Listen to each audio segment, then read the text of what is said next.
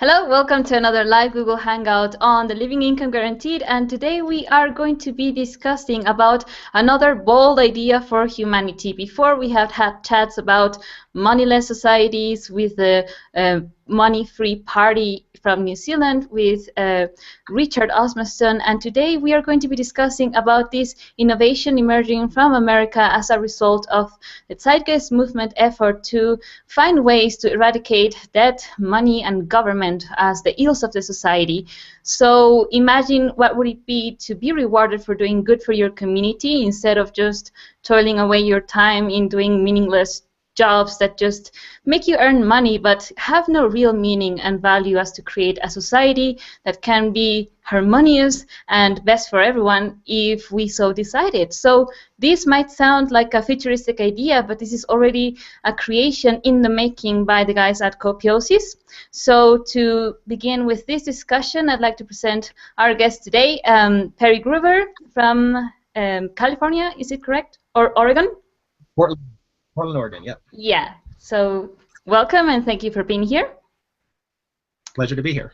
And Aaron Whipple as well, the software developer from Copiosis. Hello, Aaron. Hello.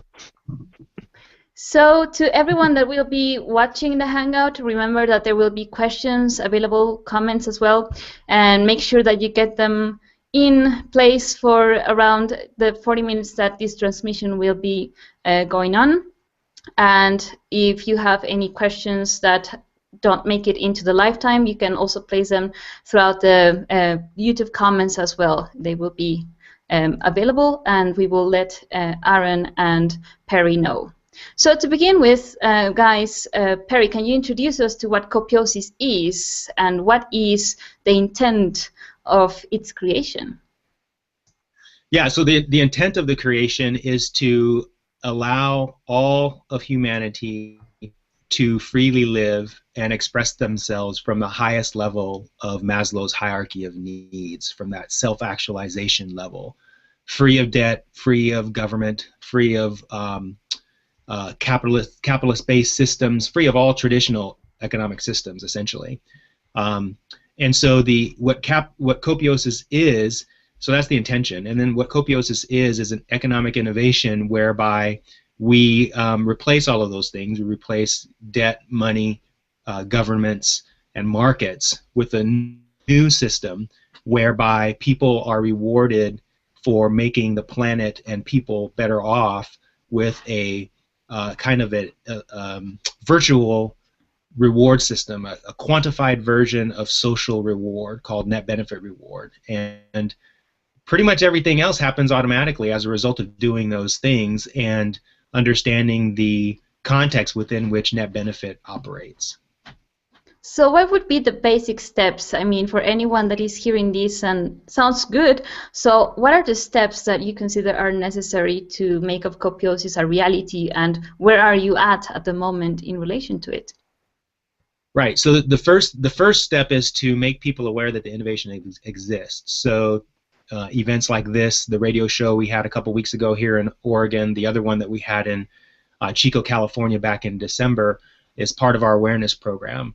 The second step is to make more and more people active participants in the promotion of what we're doing, so that the word spreads, kind of like the 100 Army. I don't know if you're familiar with that phrase from Chris Guillebeau's $100 Startup book. But it's basically a word-of-mouth campaign where passionate people get excited about something, and then they tell their friends, and they tell their friends, and etc. While that's going on, so I'm describing our transition plan right now that's actually in place. While that's going on, we develop the innovation further, adapting it as we go along, and that includes creating the software innovation that we need to make the global system work. And that's why Aaron is here with us.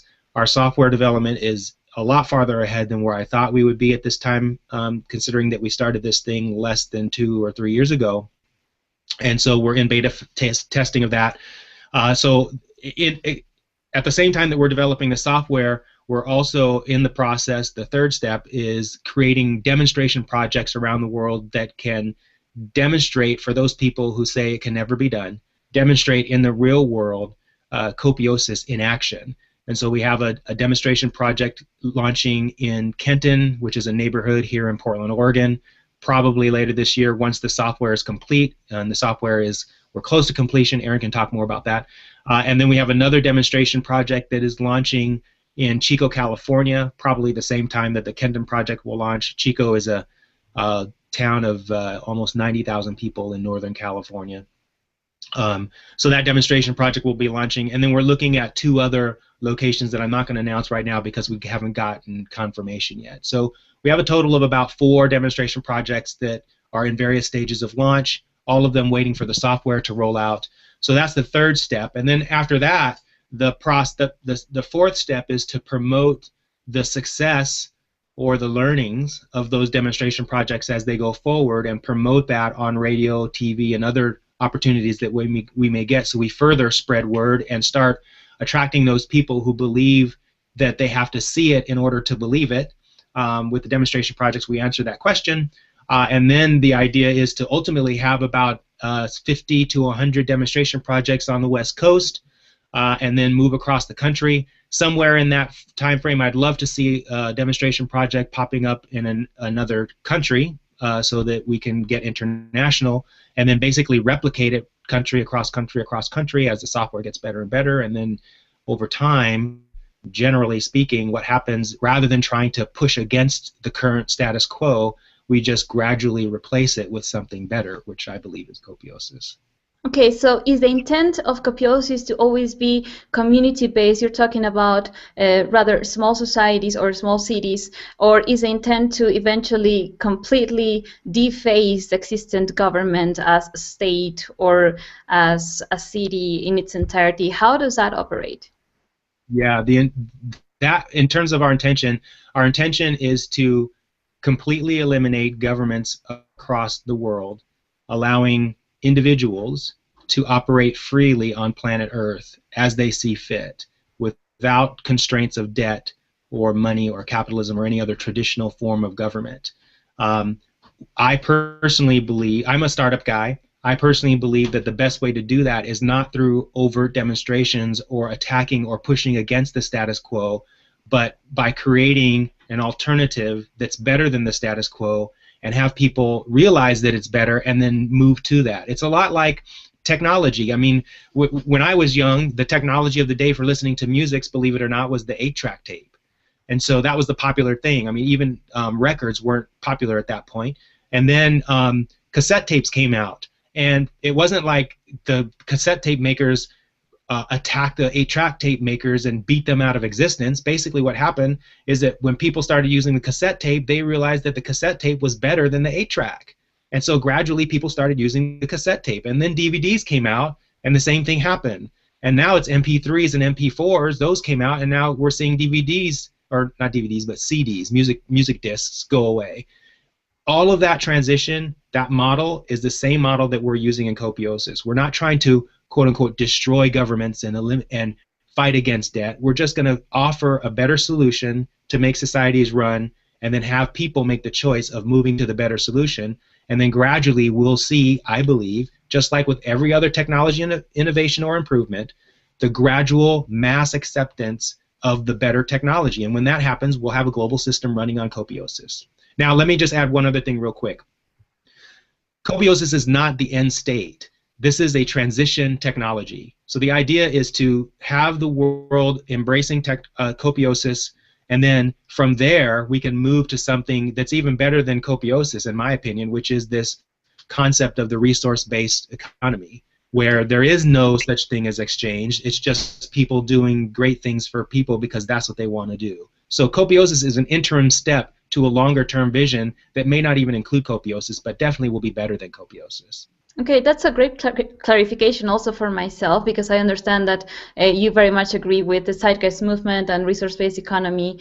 So now I have the clear idea that this is a transitional process, of which actually what I very much emphasize here is that we share the principles of the end outcome of what you guys are doing, which is making of the world a better place and ensuring that everyone is living a dignified living through these innovative methods. So that is something that we share as principles just so also our audience is maybe pondering what is the relationship with the living income. This is why we support this kind of innovations, because the end goal is very similar. So we have a question for you guys from Joku. He's asking, can we get an example of what an average day would be like within a Copiosis-based society? That's a real good question. So let's well, can Joe interact, or do I have to? I was going to ask, well, give me an example of an average person, and I'll give you an example of an average day for that person. Okay, and so if Joe can, yeah, Joe, can you quickly put up an example of a human being that you would like the example to be based on? Like, what is this person's job? What's his passion or her passion? Okay, so while we get that answer from Joe, can I ask you, you're talking about defacing money, completely getting rid of money. So what replaces money in Copiosis? Yeah, what replaces money in Copiosis, or what Copiosis replaces in place of money, is the concept of net benefit reward. A net benefit reward is it's a substantiated representation of one's social reputation. So when you do something, when I do a favor for somebody in my local community, that person feels good about me because I did that person a favor. They perhaps trust me more because I interacted with them on a human-to-human level. But we don't really have a concrete value of that trust relationship that I just built with that person. In Copiosis, that trust, that intangible trust, is made tangible through the net benefit reward. So a person who has a lot of net benefit reward in Copiosis has had to either benefited a whole lot of people if they have a whole lot of net benefit reward, or they benefited the planet in some fantastic way in terms of environmental preservation or enhancement or remediation or some sort of species protection or mitigation, something related to making the ecosystem a better place. That's the only way you can have a whole bunch of net benefit reward in your net benefit account. So the net benefit reward replaces money as a store of value or a measure of value, and the value changes too. Whereas, today, we all know this, a lot of people in the world have a lot of money, and they got their money in ways that some of us would not agree was would say was not the best way to earn that money. I'm trying to be kind to the people in that class. And so, that in Copiosis that can't happen because of the way we've designed the system. If you're super rich in Copiosis, you have to have been a pretty fantastic human being. And so that's what replaces money in our system. Okay, we have another question. Joko will reply in a moment, from Anna Briggs Thompson, and she's saying, when you say that people in a Copiosis-based society will be free without governments and similar systems, how about how we are as people already existing in internal states of indoctrination, how we've integrated these systems into us and tend to regress? Yeah, that's a good question. A question actually that we get a lot, and the way I would put it in terms of how other people about to ask the question is, well, Copiosis is like this. So Copiosis can't work because people are naturally bad people and they're greedy, and we've taken on these behaviors that we begin to think are natural aspects of human behavior. I personally believe that human beings are naturally kind and naturally generous. The problems that make that what I just said appear to be not true is when you put a human being in a context where scarcity exists, where their personal property can be taken against their will, where they can be cheated or lied to, or they can lose their valuable property. If you put them in a context, say again. Sorry, I was just adding where there's a lot of crime, because there's a lot of motivation to commit crime. Exactly. Well, that's the other thing. Yes, if there's the propensity to benefit or be rewarded from your inherent shadow nature, let's say, there's a tendency to want to act on that, especially if you can get the reward. So crime exists. In Copiosis, I believe people are put in a context where they are motivated to act out of the best aspects of who they are. Now, they still have the option to act from the shadow side of themselves, but I don't believe that side is as big as we make it out to be today, simply because today's environment it's so easy to be rewarded for acting from the shadow side of the human being. And because of that, we have practiced it so long, acting from that shadow side, being willing to cheat people, being willing to fraud them, being willing to bear false witness, to use a Bible phrase, that we come to believe that's the dominant aspect of human beingness. But I don't believe that is the dominant, that necessarily has to be the dominant aspect. In many ways, we celebrate that. I think in this culture today, we actually celebrate some of those what you're calling shadow aspects of human nature. Yeah, it is mostly exactly. rewarded, so that's what I also find quite valuable in the way that the system is set up, that you're going to be rewarded for doing good for yourself, your community, whereas currently, you know, corruption is what gets you to the top of the ladder, so to speak. So let's continue. Before we get to Joko's proposal for defining a day in Copiosis, I'd like to get to Aaron and the description of how the algorithm and the net benefit reward system operates, and what's your role and where you're at with it. Okay. So I haven't been involved in the formula team. I don't know what you call it, but the team who's come up with how the formula is going to work as far as rewarding net benefits people. But I am, you know, working quote unquote on the software which implements that formula, so I can speak to it. As far as my role, I came in. I came in when we were still kind of just talking about how Copiosis was going to work and figuring out the first steps to getting it in place.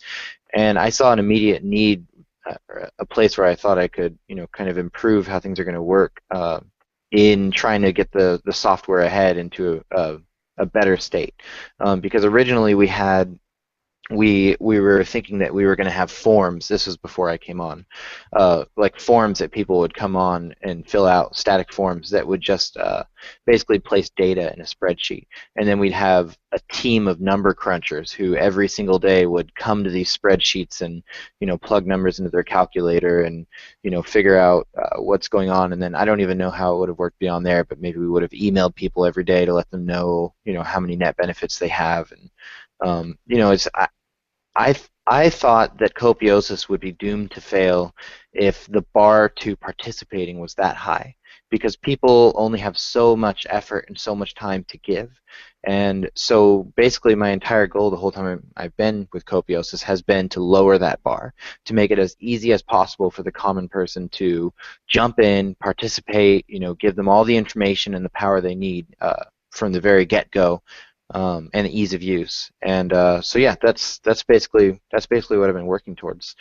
My role currently, I guess I don't really have an active role, since I don't know if we're ready to kind of talk about the team that's working on this and whatnot, but we have a team of about 7 students from Portland State University working on the software, and me and Perry together are kind of acting as what they call project sponsors. We're, you know, in communication with them, organizing tests on the software, you know, trying to find any bugs, trying to communicate the needs of Copiosis to them, and make sure that it goes as smoothly as possible while we have them to help us. So we have the software is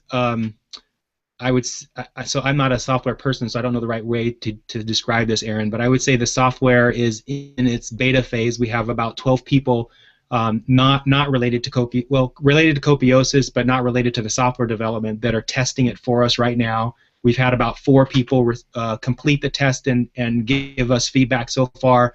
The feedback on how the software operates is it operates great. It's super smooth, and like Aaron says, it's easy to use, they say.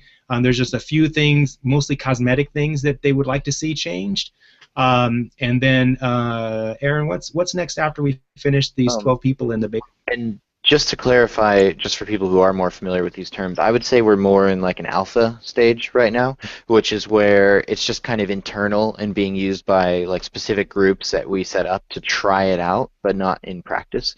And then we're going to go into basically what would be considered an open beta, where the software is not complete, but it's in a form where it's, you know, all the features are there, and it hopefully works perfectly as long as there are no bugs, and allow people to kind of get their hands dirty and use it outside of the confines of our control, I guess. So yeah, that's where we're at right now. And sorry, was there another question in there?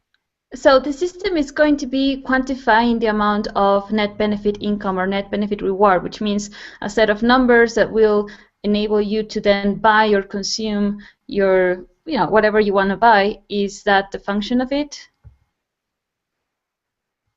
Do you want to answer that, Aaron?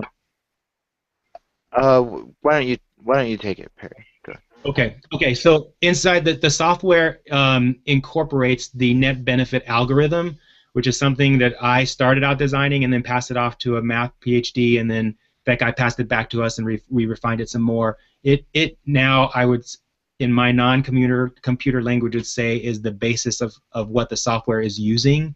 And so what happens in the software is the producers, the people who make things for people to consume, and the people who consume the things, they go onto this piece of software, they log in, and they record a transaction that occurs.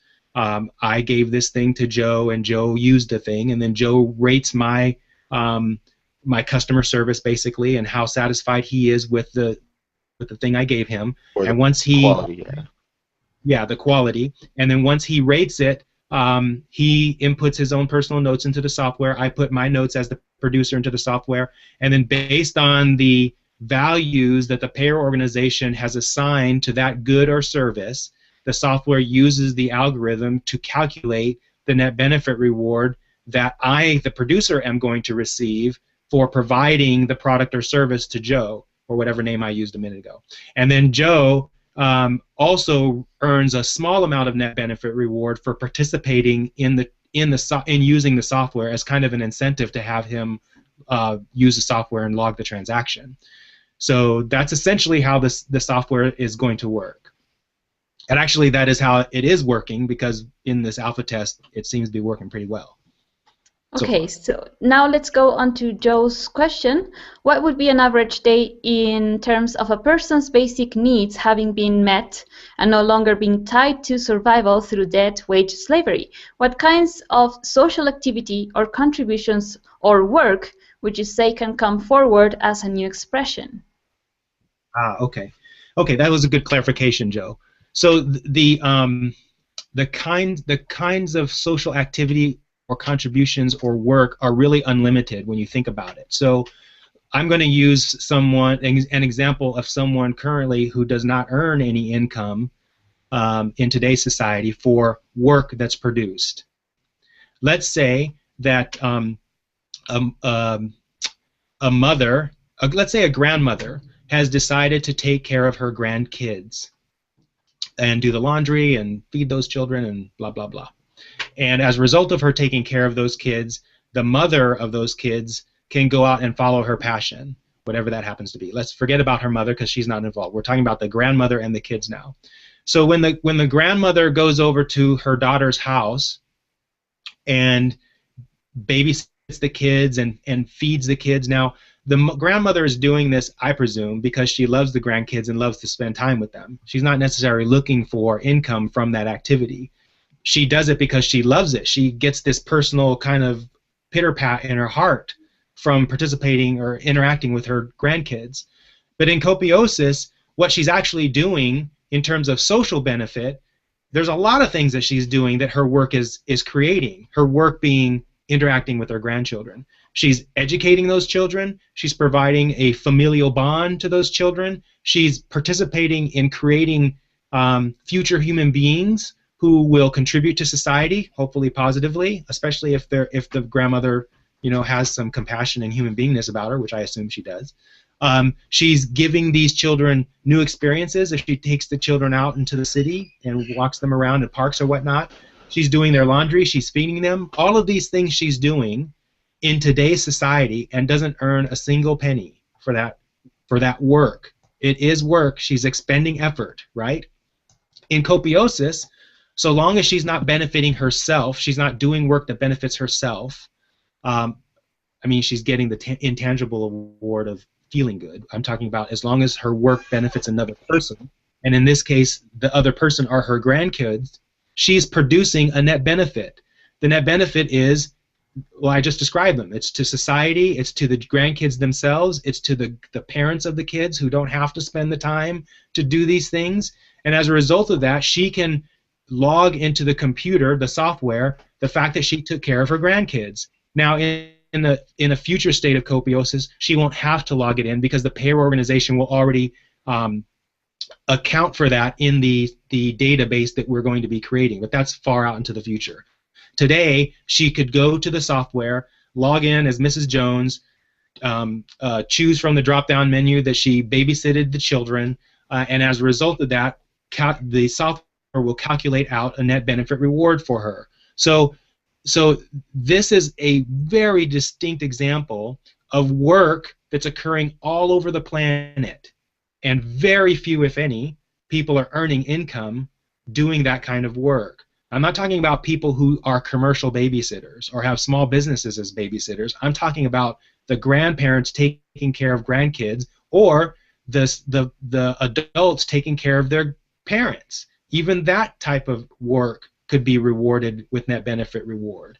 So this is an extreme example of the type of work that currently isn't compensated for, that should be compensated for, that will be compensated for in Copiosis. Now imagine in our events that we have held in California and here in Oregon, most of the people who come up with a question like Joe will ask, what about musicians or artists or other creative people?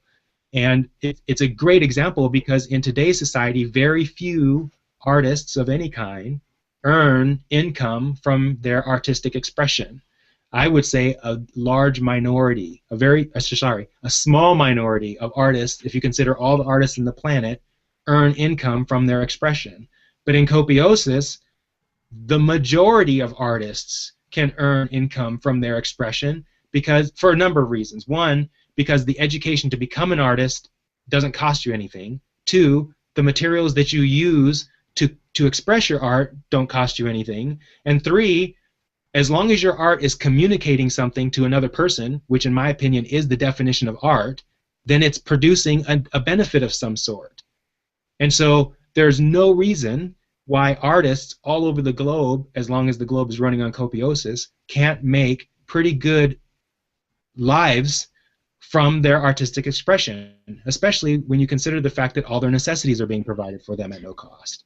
Okay, so let's get to that point because we share in common the fact that the basics would be covered, and you talk about human sovereignty. So how does Copiosis make sure that, I mean, if I join Copiosis, do I get already some kind of security or net benefit reward so that I can access the basics? Or should I first accumulate that reward so that I can access to the basics, or are they given by default? How does that operate? You don't have to have any net benefit reward to access the basic necessities. And just to be clear for everyone, the basic necessities are food, clothing, shelter, education, and healthcare. All of those things are provided whether you have net benefit reward or not. And the reason why they can be provided is because when an owner of a necessity item, like a grocery store owner, when the owner provides you with the necessities, the owner of the grocery store receives net benefit from society, net benefit reward, for the act of feeding you. So, and in every case of the necessities, that's how it works. So that you don't have to have net benefit reward to access the luxuries, or not the luxuries, the necessities. Everyone gets them as a default. And for so in that way, you have to definitely accumulate. Yes, for luxuries, you have to accumulate the net benefit reward, and that's kind of the rub of Copiosis, is the whole system operates on people wanting to consume the luxuries. So the luxuries have to be pretty freaking amazing to inspire people to do things to some degree. I mean, most people, I think, would follow their passions simply for the value of following, the satisfaction of following their passions. The fact that they would be earning that benefit reward from doing really cool stuff and then being able to consume luxuries as a result of that, I think is a secondary motivation. But there are some people out there who are motivated to do things by the ability to consume a luxury, whether that luxury is, you know, caviar or a brand new car or some other tangible good or an experience. And that's fine too. As long as they're out there doing things that make the planet and people better off, who cares what they're motivated for or by? Okay, so let's read Joko's answer. Great explanation. This is very much aligned with something that I have been very concerned about, which is that transitional systems must realize that value is able to be created by us, the living being, and therefore work becomes an expression. Thanks, Exactly. Joe, for your... I very much agree with that, because, and that's what's very important about Copiosis, that you're creating a new value system, and that just as we've made of money the misery that is right now, we can decide to make a new system and make it work, because we can. We have another question. Yeah? Real quickly, I would just say that we're not creating a new value system. What we're doing is we're removing the corrupt value system to reveal the value system all of us already agree on. That's what we're doing. Okay, cool. We have another question from Andres Felipe Tenjo, and he's saying, how will the people with limited resources, no internet or technology, for example, can access to the Copiosis software to be rewarded? So he's got another, someone else has another good question there. I guess we'll get to that in a second. So the answer to this question is pretty easy. The question itself comes from it comes from today's context, and today's context creates a circumstance where some people with limited resources can't get to the internet and get the resources they need. In a Copiosis environment, those restrictions aren't in place. So handheld devices and the internet become they don't fit into the class of the five necessities: the food, clothing, education, shelter, and healthcare. But in a sense, access to the internet and a handheld device everyone will have, because they can't participate in the system without it. And since resources are provided to capitalists at no cost to them, or entrepreneurs, there's no reason why we can't provide handhelds to every single human being in a given society. And there's no reason why technology cannot be distributed far and wide without the constraints of demand and supply and resource allocation questions that come up when you have capitalist-based markets in place. So go ahead, Aaron. You want to say something? I was just going to add that you might consider like participation in the Copiosis economy itself to be a necessity for a human being, and that you know, not to think of it as, oh, we're going to provide iPhones and $50 internet plans to every human being, when in actuality there are phones that cost like, you know, $20 or less that are being sold in like Firefox OS phones over in other countries, and you know that the data requirements of Copiosis are minimal. I mean, we could even eventually have a plan where, you know, you get a $10 device with a data plan that costs us pennies a month to provide, just so you can participate if necessary. Yeah, I know Andres is coming from Colombia, and we've actually discussed this privately as to how technology sometimes becomes something that is unattainable because there's no money for it and the government doesn't have money to invest in this kind of innovations. But we're talking about the government and these kind of limitations that do exist, and that maybe the infrastructure is not even in place. But at the same time, I do see that the test the test runs for these kind of communities and societies have to be in place where there's like an already existent type of technology and infrastructure for basic internet and stuff like that, isn't it?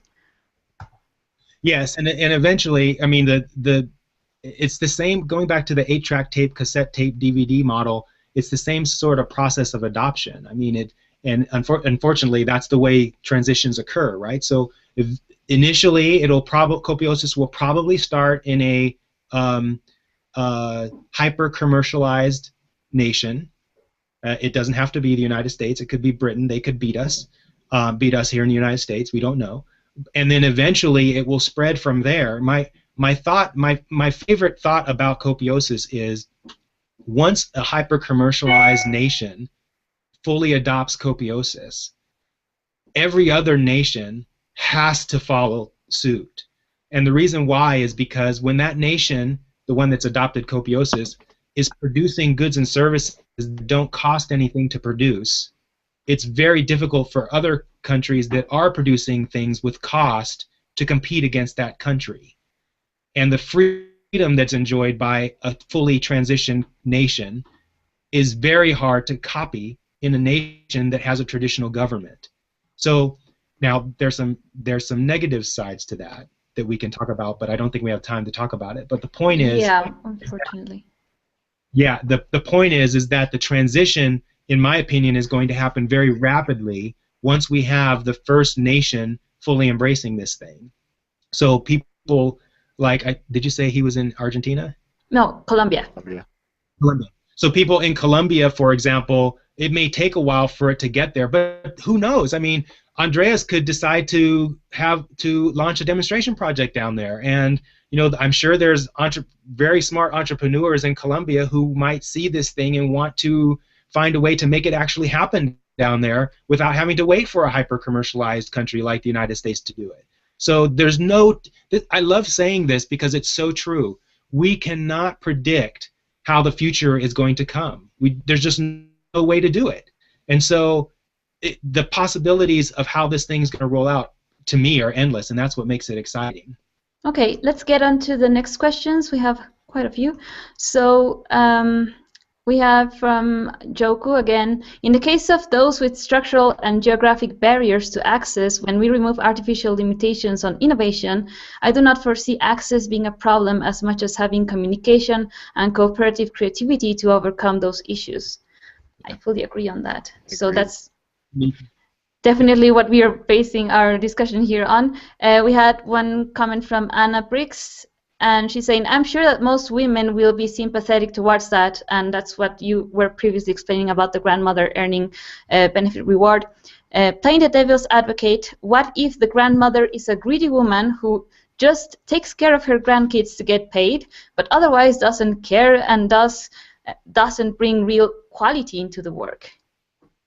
That's a really good question, and it points to, again, so it's really curious how the questions themselves indicate the context in which the question is being asked. So in today's society, if there's a greedy woman who is taking care of grandkids just to get paid, that's an issue because we believe, at least I believe, in our current system, we tend to think that if a person is getting paid something, that means someone else is not getting paid for doing that something better. In other words, there's this limited pie that exists, and if one person gets a certain amount, there's not enough left over for everyone else to get a certain amount. That's part of the scarcity argument that's in place today.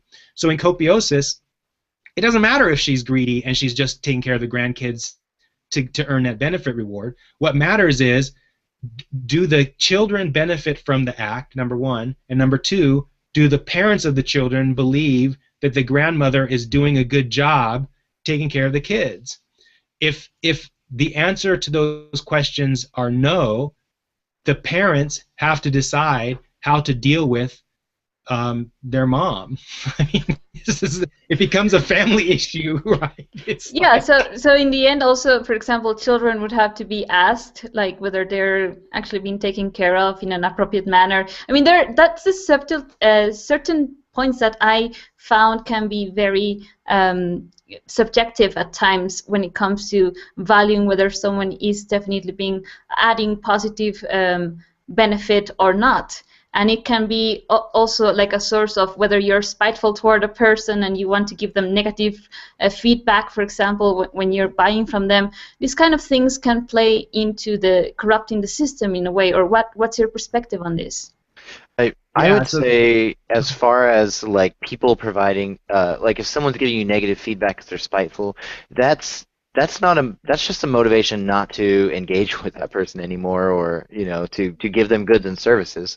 If you agree with them, like, well, yeah, I kind of didn't do a good job and I was slacking off and I fell asleep when I was supposed to be, watching the front door or whatever, then maybe you're not going to feel mad that they gave you negative feedback. But if you feel you did a great job and they gave you negative feedback, it's a very clear upfront indicator that, hey, I don't want to do this for this person anymore. Whereas today, maybe your employer is saying, hey, you're not doing a good job, but you get paid anyways, so then you continue this kind of this negative relationship, which wouldn't occur in copiosis.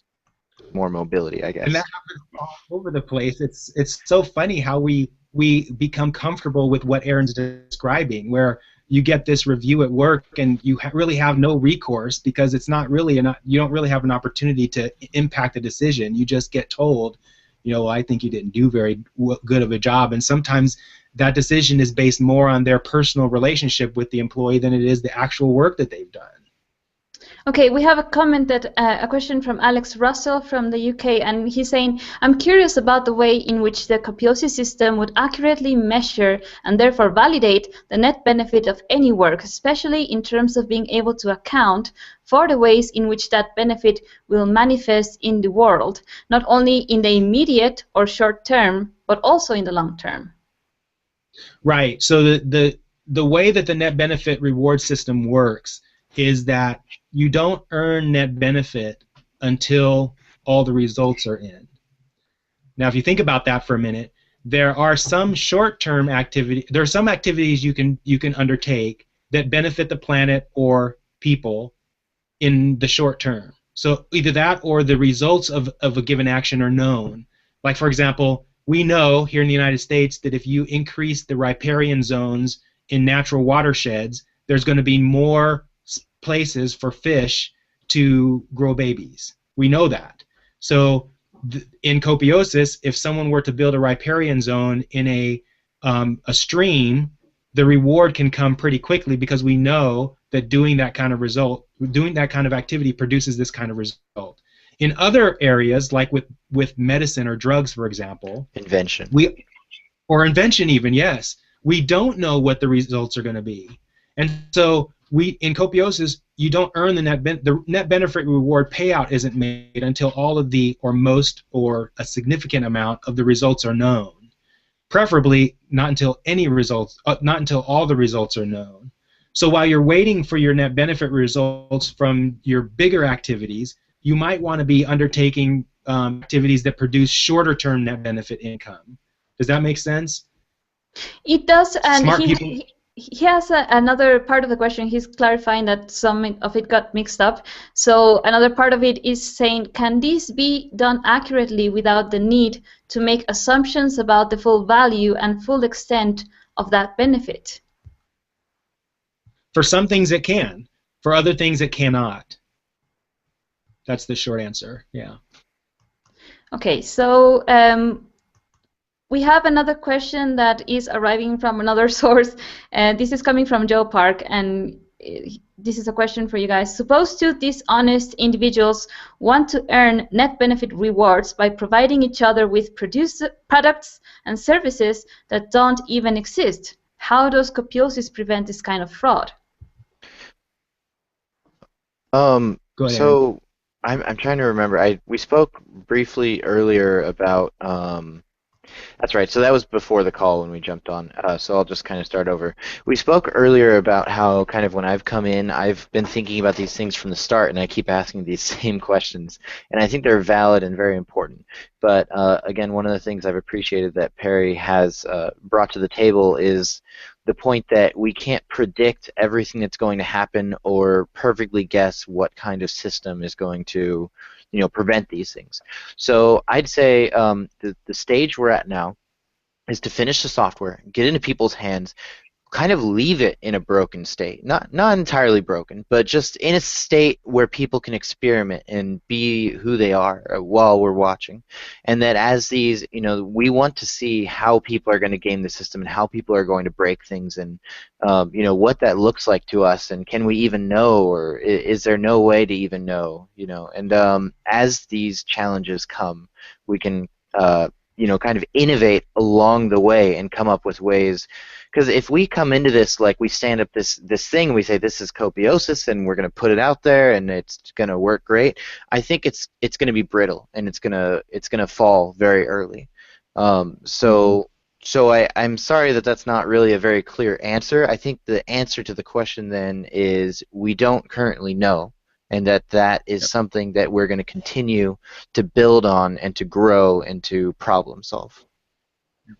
I see that this applies to virtually any solution. Like there's nothing set in stone, and we have to yet apply it, live it, and see how people interact with it. Which I see that maybe in some years, or when you guys see it convenient, we can reconvene to another hangout to share this kind of experiences, or maybe you will launch material that explains how to circumvent that kind of problems. Yeah. And one aspect that I would say is something that I had also plan to ask you is how to deal with corruption, because we're still very much ingrained into that mentality of maybe just as Anna said or Joe just said, you know, we want to be earning things without really producing anything, and how the system in itself, even if it runs perfectly, it could be corrupted by still our behavior. So I got the question now that this is something that it's still going to be worked on, isn't it? Yes. Yeah. And personally, maybe this is just a naive belief, but I also agree with Perry that human nature itself is better than we tend to think. And I think that even if that corruption still exists, which it will, and we will never get rid of totally, it won't be dominant in the market. And that, you know, I think the world will be a better place, and we can continue to grow and improve those things as needed. How will people interact in relation to people that belong to Copiosis, let's say, in relation to the government? Maybe they have to still pay taxes, or do they completely renounce to their citizenship in terms of America? How does that operate? Well, this is a very good question, and I hope the people in the NSA who are listening to this broadcast will pay attention to my answer. We are not encouraging people to not pay their taxes. So in all of the demonstration projects, what we're doing is we have found a way to demonstrate Copiosis on top of or within or intertwined with capitalism. So when you participate in a demonstration project, you're not separate. You don't separate yourself from the current system. What we've done is we've created, like in Kenton, for example, we have this business in the middle of Kenton. It's a preschool. And the families that send their kids to this preschool, they already do things amongst each other that are they do favors for each other. What we're doing in the demonstration project is we're asking the families that have their kids going to this preschool to participate in the same way that they do right now with each other, except to log the transactions that they do in the Copiosis software. When they do that, they'll earn net benefit for the acts that they do. So when one family member gives eggs from their chicken coop to another member of another family, they log that transaction in, and the person who provided the eggs, which is a food necessity, gets net benefit reward for that. Now, when that person accumulates enough net benefit reward, she can use that net benefit reward to receive a discount on the tuition that she pays for her children to go to the preschool. So the overlay of Copiosis on capitalism looks like being able to take your net benefit reward and receive some sort of discount on goods and services at local businesses. That's how the demonstration projects generally work. So when all of these demonstration projects pop up around the country, they may look different because we operate in that kind of way where people can innovate how they see fit. But the idea is, until the full-blown transition occurs, everyone is still operating in capitalism. We're just demonstrating Copiosis right now. We're not actually running Copiosis. Does that make sense? Yeah, it's like a hybrid. You won't get rid of money and do not interact with the outside world, so to speak. But as people go integrating, then the system will operate further. So we have some comments from Joe Koo, and he's saying fraud and deception are not going to be solved by any form of extrinsic system, no matter how well thought out or implemented, because this comes to our self-responsibility. But what can happen is when we have an effective platform, our own transition becomes far more possible and less harmful as we change and let go of our fears and need for survival and competition. Well said. Yeah. Couldn't have said it better. I couldn't have said it better. Yes, thank you for that, Joku. And that's also part of what we attempt to get our first stepping stone with in relation to providing everyone a basic income. So I'd like to, just to wrap up this hangout, your perspectives on the notion of providing everyone a living income, a basic income, where do you stand with it? I think, and Aaron, feel free to jump in if you have an opinion too. I think a basic income is a great first step to introducing people to the possibility that scarcity is a lie, essentially. I think there are some challenges to making it happen in a highly politicized environment where corporate entities basically determine the government you're going to get. But I think in civilizations like the ones in Northern Europe that are small and somewhat homogenous, the possibility of a guaranteed income is much of it actually happening is much more favorable than some place as diverse politically and value-wise as the United States. But I think generally speaking, guaranteed income as a concept opens the door in people's heads to a future possibility that they weren't open to before, and so as a result, I think it's a good thing. Aaron? And I would say, I kind of believe in reaching these alternatives kinds of economies, Copiosis, probably the resource-based economy eventually.